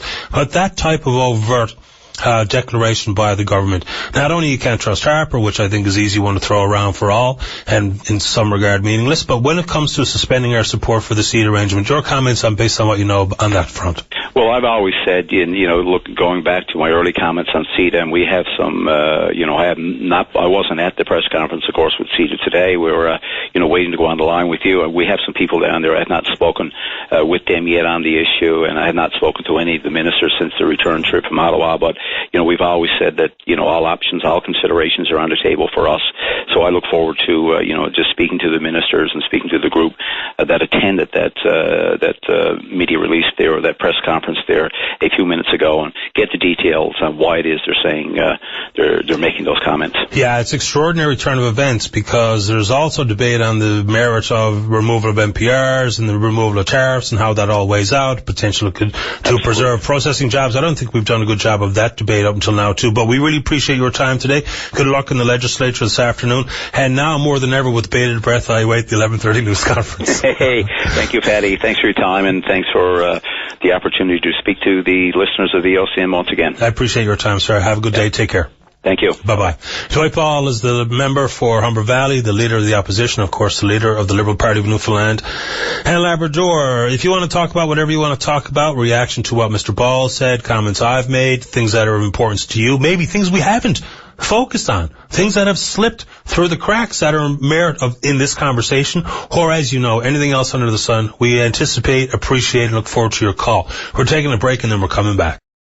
Welcome back to the program. Let's go to line number 2. Good morning, Diane. You're on the air. Yes, I was calling about our hospitals, things that they're doing in the hospital, which I don't think is right to do, is putting men and women in the same room. My mom been in the hospital now for long-term care. She's waiting to go in a home. And this has happened a couple of times, and they're trying to tell me that the government allowed them to put men and women in the same room. I can see in the emergency room, but I can't see in a room. I mean, she's got to pay for being in the hospital. So why should she have to a man put in her room with her? Well, because it's all about space. I mean, that's the real issue here, isn't it? We don't want people to be left in hallways on gurneys when they're sick and in need. So when it comes down to strictly a space and capacity issue, sometimes I guess we're forced to put men and women in the same room. And where's the downside? She feels unsafe, or she feels insecure, or what is it that leads her to be upset with having a man in the same room? Well, she feels upset because I guess she don't like, you haven't got much privacy in the room. My dad is in third stage of dementia, and he's living with me right now. And how are you supposed to tell somebody with dementia that, okay, this man is in the room because. And, like, I mean, this man, so far as I know, he's been there quite a while, so I guess he's there for long term as well. And, I mean, I just can't see, I mean, that they can't stick them somewhere else in there. I mean, I know right across the room, and it's in Grand Falls. It's right across the room, next to Mom's room. There's 2 women and 1 man. Yeah, so fair enough. You're right. If you can look up and down the floor and see that there's men and women sharing different rooms, why can't all the women be in one room and the men in the other? I will agree with that. But when we have issues that are forced upon our administrators in the admitting departments and hospitals where a woman and a man may indeed be in the same ward room of 4, I understand how that makes some people uncomfortable. But the reality is, if we don't have the space to do it, to make sure that they are one sex in one room, woman in the other. I mean, I don't know what else we can do. But, Diane, your point that you make is that if there's 2 women in this room and 2 men, and down the hall there's 2 women and 2 men, then maybe they should be able to streamline that approach. I guess sometimes it will also have to do with what's wrong with you and the attending doctors and the nurses. So I just don't know. But I think we're going to have to put up with it, to be honest. Well, like, my mom was in there for long term because she ended up being put on life support 3 times, and she's had a few issues with her life support, and also, like, she's on dialysis 3 times a week. Now, like, I mean, with me, myself, you know, the man is in the room, there's not much out of the man. I mean, it's not because I'm trying to dispute the man, because the man is very, very quiet, and, you know, but I mean, it's just this mom, and there's another woman there, and she's very uncomfortable with it. And like it says, I mean, when you're in for long term and you're paying for the hospital, why should you have to pay for your room if you got to have some other people in there that you don't want there? Well, you don't get to make those determinations, though, in all fairness. What happens if you have a loudmouth, chatty Cathy woman who's trying to sneak a look at your dressings and wonders what's wrong with you and won't leave you alone and won't let you rest and recuperate? That might be as bad as a quiet gentleman who keeps to himself and just wants to recover. So, I mean, I guess I get your point based on the sexes, but I totally don't get it about you get to pick who's in your room, because you don't get to interview who shares your wardroom with you. I mean, you could have a real nuisance woman and a very pleasant, quiet man. I'd give me the pleasant, quiet, opposite sex, personally. Yeah, but I mean, the way I'm looking at it is like, you know, I went in on Tuesday. I mean, I could see for a short period of time, but I mean, he's been in there now just about 2 weeks in that same room. And I mean, I went in, carried my dad in to see his wife. And I mean, and he's got dementia, and he just don't understand why. I mean, and it's hard for me to explain to my dad what's going on because he don't understand anything.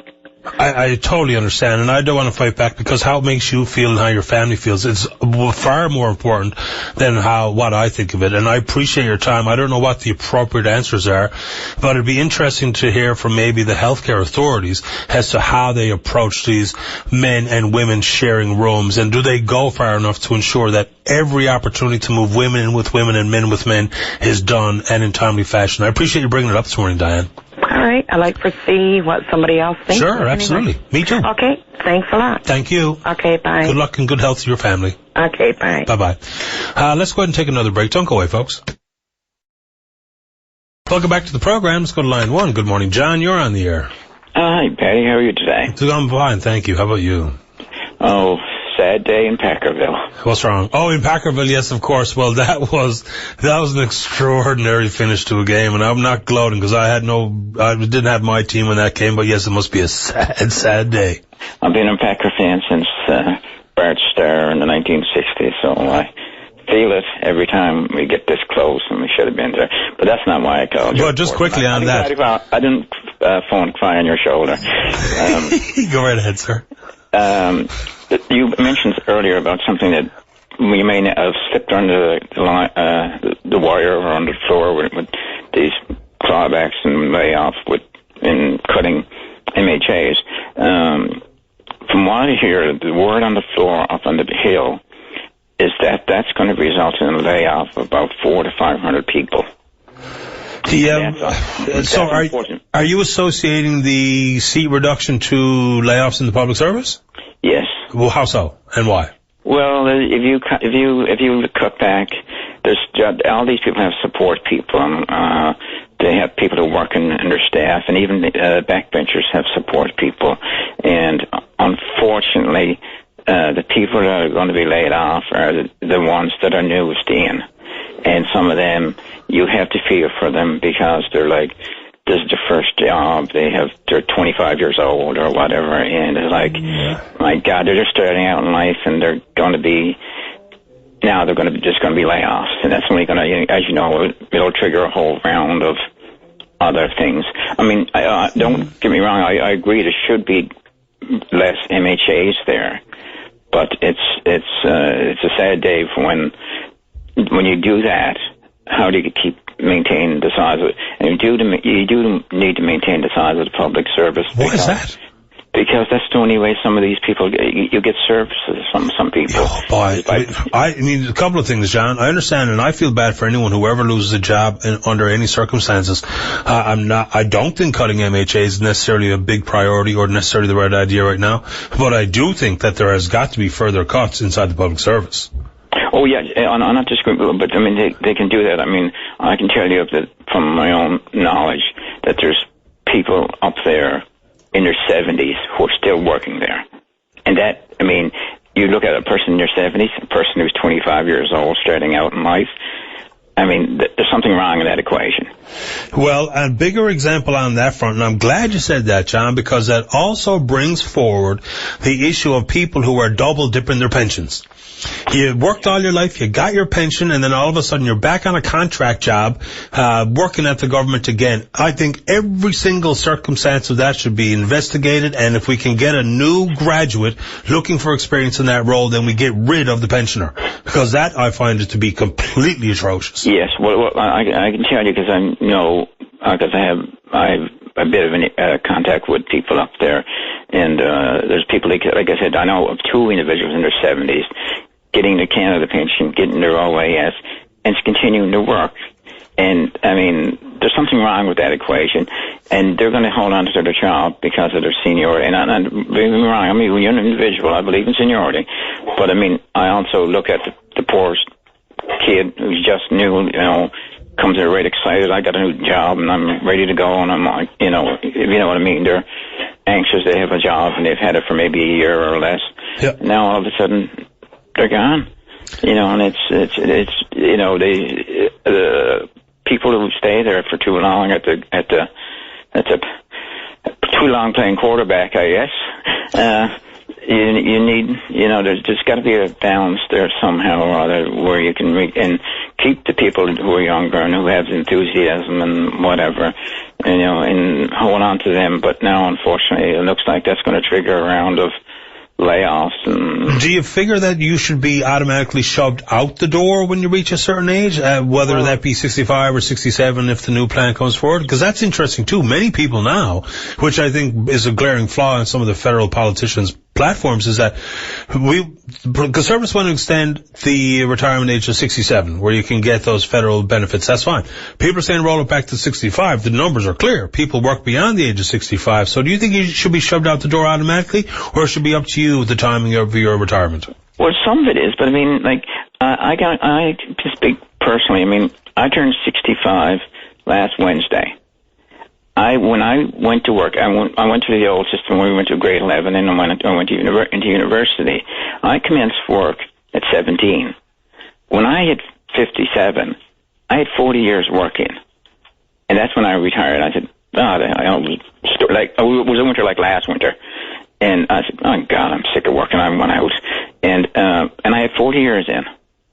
And I mean, it was time for me to go. Sure. I'd done my job duty, and I done whatever I could do. I was tired, and my lack of energy. Bringing someone with more energetic, with more, and that's what I think should have happened. And that was my decision, even though I was 57 years old. I had been working for 40 years of my life, and you know, but just people who seem to work, and I know we all know them, and they work because they got nothing else to do. But now I retired and went and volunteered right away, and I'm quite happy to do that. But there's other people who work because where am I going to go? What am I going to do? And they can't see past one thing or another. But unfortunately, is that like I said, there's some young people who are going to end up losing jobs. Well, there's going to be people, even worse, there's going to be people leaving.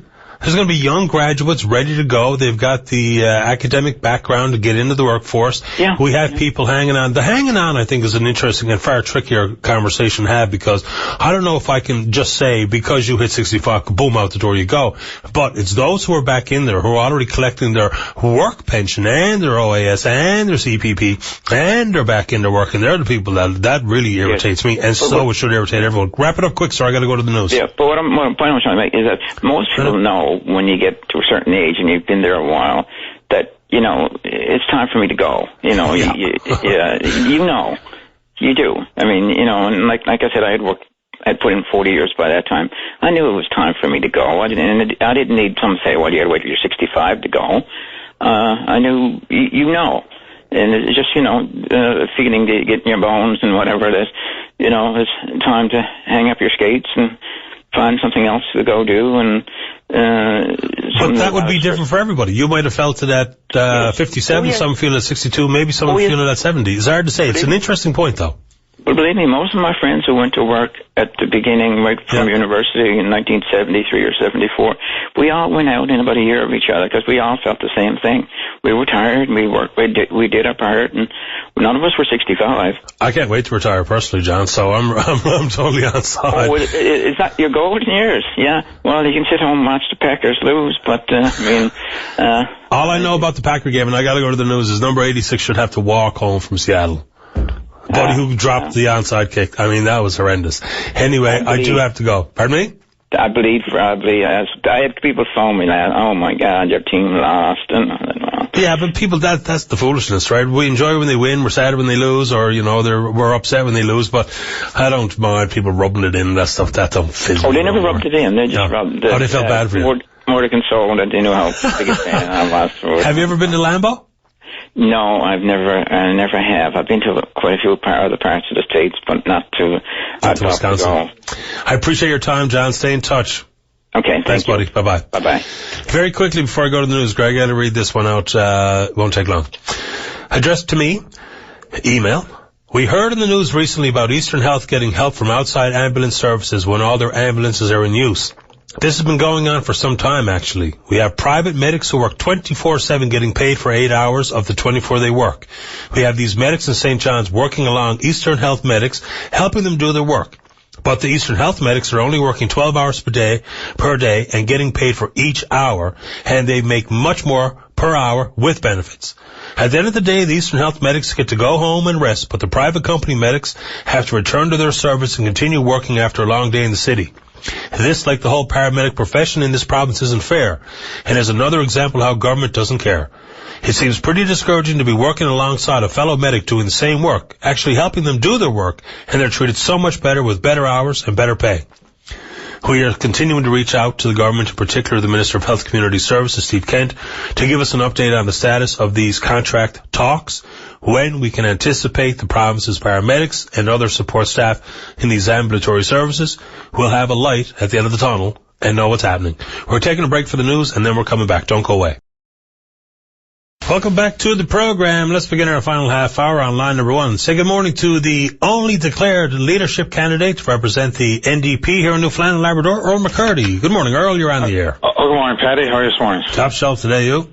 Good, thanks. I just called in to say I think you've got a real good debate going. I think it was a real good idea to start with Steve Tomlin on an overview from someone who studies these kinds of things to set the table of debate, and some real interesting calls. I wish the House of Assembly had a similar kind of a debate on the merits and the considerations before settling on an arbitrary number, because that seems to me to be a funny. Not a bad way of doing business, basically. I mean, there's nothing magic about the number 48, the current number of seats. But having said that, before someone says, well, here's a reduced number, would seem to me the first thing to do would be to say, if we're going to try and improve the level of and the quality of democratic representation, what are the objectives? And what are we trying to gain? Apart from the number of members, what other changes do we have in mind?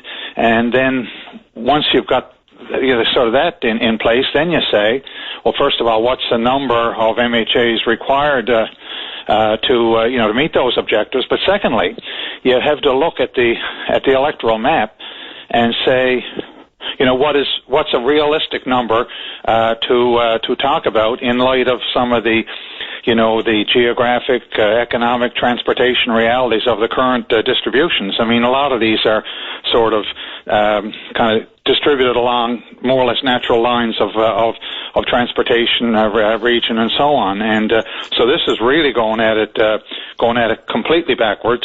It's a funny one, but just let me ask you the straight question on it then. So, Earl, if you had your druthers, the commission would be not just a boundaries commission, they would have the complete and independent oversight to recommend the numbers of seats and how the boundaries are redrawn. No political input from the House of Assembly, and recommendations would be accepted and implemented in full, without question? Well, I don't know if you implement without question, because the legislature always has to, is the ultimate governing authority. But I guess it comes back to the question, why do we have a House of Assembly?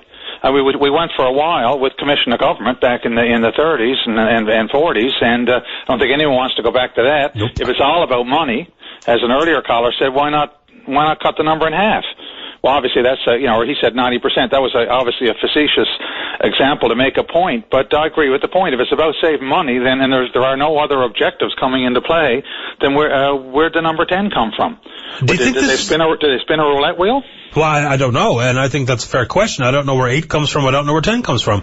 So do you think in the big scheme of things for trying to reform the legislature, Earl, this seat reduction piece, is this up on a list of priorities? Is it further down? For me, it's well down, because I think we have to talk about the other meaningful changes we can make and then accommodate the number of seats to reflect it. Your opinion? Yeah, I agree with you on that. I mean, the first thing you do is get the objectives. Now, on this committee structure, I believe unless I'm mistaken, we're the only province in Canada that doesn't have committee structure, and certainly the federal parliament has one. And what that means is you get a piece of legislation or major policy matter that's of importance to the people of the province. Instead of just having the debate occur in the House of Assembly prior to the main event debate there, it's farmed out to a committee, which is a smaller group, to have a look at and see if any amendments are required and so on. And I've seen, my own personal experience has been that oftentimes in our system, the bills that come before the House have got some features in them that just don't make any sense, that aren't even, you can't support them in relation to the objectives of the particular piece of legislation. And if there were a committee structure to examine that, you'd pick up some of that. So really what we need is, kind of more and more informed debate. And I'm really concerned, I don't think, I've got the printout of the electoral map in front of me, and trying to figure out how you knock 10 seats out of that without dramatically undermining the representation in some areas of the province, notably rural areas. And you can't do it. I mean, to knock 10 out of there would have a very serious impact on the representation. And it's easy for someone to say less politicians is good. And I agree with your comment about the government pandering to the kind of lowest common denominator. But once you do that, will there be only one seat on the Burin Peninsula instead of 2? Will there be only one on the Northern Peninsula instead of 2? How many will there be in Labrador? Will a seat straddle the straits, half on one side and half on the other? What about the northeast coast, etc.? So a lot of people might say, oh yeah, that's good, knock down 10 seats. But then when you say, okay, but here's what it means to your constituency and your level of democratic representation, then I think the response would be significantly different, because it really is in the rural areas, I think, that the members, that the representation could be very dramatically affected, and your natural alignments of, dictated by transportation and geography and so on would really start to break down. You get some really, really awkward districts. And to what end? That's the key for me, is that currently the entire conversation amongst our elected members is to talk about their partisan sniping and the to and fro's about process and rush decisions and what have you, as opposed to the merits of the conversation to begin with. And certainly that's what should come first. What's the merits of it? Is there really, what are the reasons for doing it? I mean, really, Patty, is talk about $2.5 million a year. That's a significant amount of money. And we obviously have a very serious financial situation in the province that I spoke to when I launched my campaign last week, that really we have to get our arms around. But does it drastically reducing the size of the legislature in this context when we have major and serious decisions to make about how we deal with this wallop we got from the oil price situation? Does that really help get to better decisions? I don't buy that. And as you pointed out, it's not as if we could have a bunch of people and get in a room and say who's the 10 MHAs that are probably the least effective, that we get rid of them and we'd be better off. Because that's not even the point at all. That's not even part of the process. It doesn't even factor in the conversation. For me, that would be people's cynicism surrounding politics as opposed to the ramifications of reducing the number of seats, plain and simple. Yeah, and on the Labrador question, I mean, I thought that was a first-class cop-out by the government to say, I mean, this is in the legislation currently says Labrador shall have no fewer than 4 seats. And I believe that came from the fact that there's essentially 4 distinct geographic and cultural areas, and it's also driven somewhat by transportation challenges of Labrador. I don't know how you telescope those 4 into 3 and have sensible seats. I mean, somebody could do it, draw it up on a map and say, here it is. But from the point of view of the challenge of representing that area, it would be very problematic. And the other thing, you look at Labrador is that's where a lot of the natural resources are located that are driving our province. It's an area that has always felt underrepresented in the administration of public affairs in the province. So the province, Mr. Davis is saying, well, he doesn't have a view on whether or not Labrador should hold that minimum of 4 seats. I mean, I think it's tricky, and I think all of those things are conversations we haven't even had yet. We've focused in on the classic cart before the horse conversation here regarding the seat reduction. I find it fascinating, and hopefully there's more meaningful debate yet to come in the legislature. Speaking of that, Earl, where are you going to run? Oh, I don't know. Well, I don't know what the districts are now to even pick from. Run in town or run around the bay? Well, that's a decision for a later day, but the whole process of nominations for a provincial election is only, it's supposed to be only a matter of months, by law, it's supposed to be no later than September, October, whenever it is. All of a sudden, that's put on, the brakes are slammed on completely, and nobody can, well, what's the point of having a nominating process in a district that may not exist in a few months' time? Yeah, absolutely right. All that's slammed. That's why doing this in an election year is really, it's just too disruptive of the democratic process, and it would have made a lot more sense to, if somebody wanted to campaign, for example, in the current coming election on among other things, a determination to reduce the number of seats, then they'd be given the electorate a chance to consider that as part of the overall platforms of the various parties and cast their vote accordingly. But instead, a premier who never got a mandate from the province as a whole, he got it by a very slender majority amongst 600 or 700 or whatever it was voters at a convention. A party that subsequently lost every by-election that's been contested.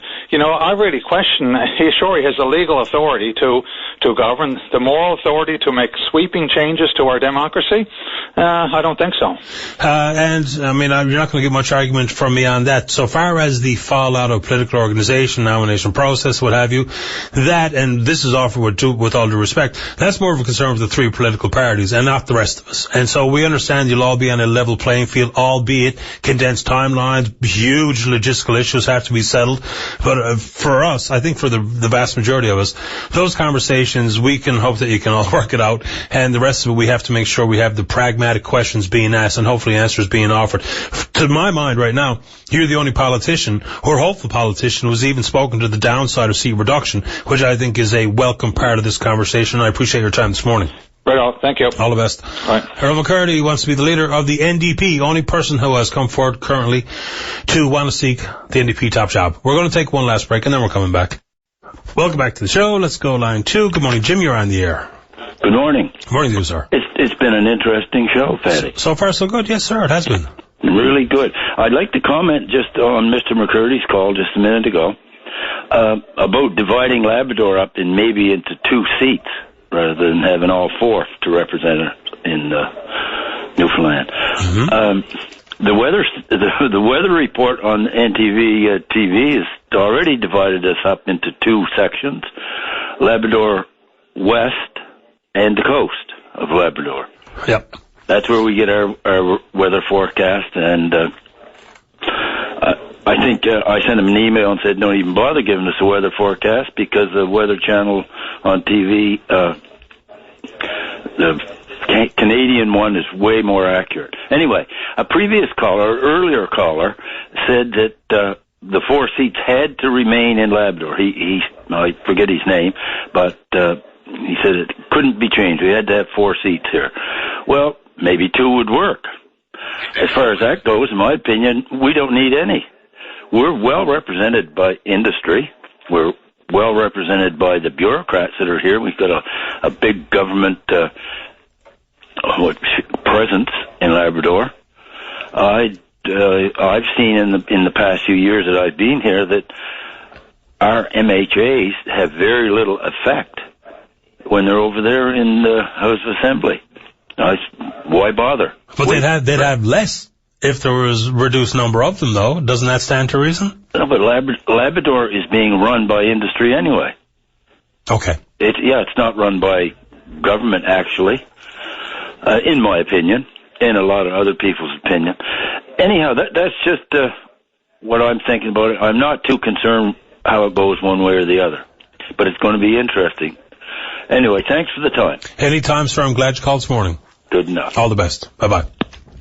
Good to get a call from the Happy Valley Goose Bay area, and of course anyone in the Labrador region who's interested in chiming in on this. I think there is going to be some controversy stemming from the Elections Amendment Act, or the Boundaries Amendment Act, whatever the case may be, where it removes the legislative requirement to have 4 seats in Labrador and allows for less. I think that's going to be a big part of this conversation, and will really test the mettle of those politicians who have put all their stock into the independence of this commission. Because you can't go halfway, right? You know that as well as I do. You can't say we will rely on the independence and the public consultation piece of the process, if at the end you're not willing to accept the recommendations in full. Even if that does include 1 seat on the Burin Peninsula, 2 seats in Labrador, left after the slash is undertaken.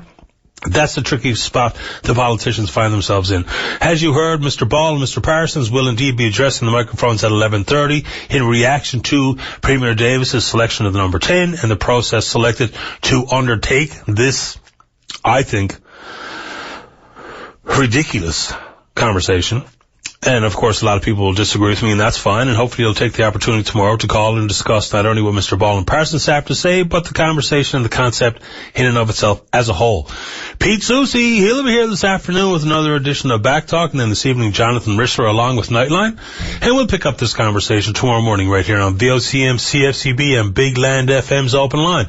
On behalf of the producer, Greg Smith, I'm your host, Paddy Daly. Have yourself a safe, fun, happy day. We'll talk tomorrow. Bye-bye.